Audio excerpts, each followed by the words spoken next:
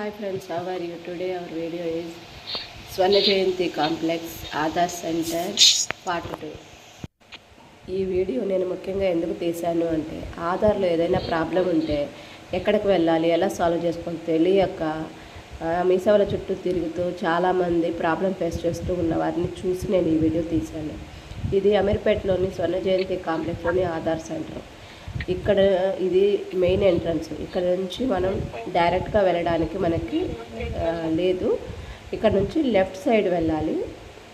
Main entrance నుంచి left side వెళ్ళి back side వెళ్ళి అక్కడ ఒక పెద్ద లిఫ్ట్ కనిపిస్తుంది. ఆ లిఫ్ట్ ద్వారా వెళ్ళాలి, లేదా ఇలా స్టెప్స్ ఉంటాయి, స్టెప్స్ ద్వారా కూడా మనం వెళ్ళచ్చు. ఇలా స్టెప్స్లో వెళ్ళి తర్వాత ఇలా వెళ్ళాలి. ఇది థర్డ్ ఫ్లోర్ అన్నమాట. ఈ థర్డ్ ఫ్లోర్లో అంతా చిన్నపిల్లలు పుట్టిన పాప దగ్గర నుంచి, పుట్టిన బై బర్త్ దగ్గర నుంచి 5 సంవత్సరాల పిల్లల వరకు ఇక్కడ న్యూ చేస్తారు.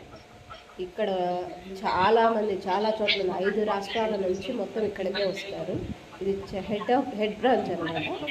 ఇది మొత్తం వ్యూ ఇక్కడ థర్డ్ ఫ్లోర్లో. ఇంకా ఇక్కడ ఎర్లీ మార్నింగ్ టోకన్స్ ఇస్తారు. పర్ డేకి 150 టోకన్స్ ఉంటాయి. ఈ 150 మాత్రమే ఒక రోజులో కంప్లీట్ చేస్తారు.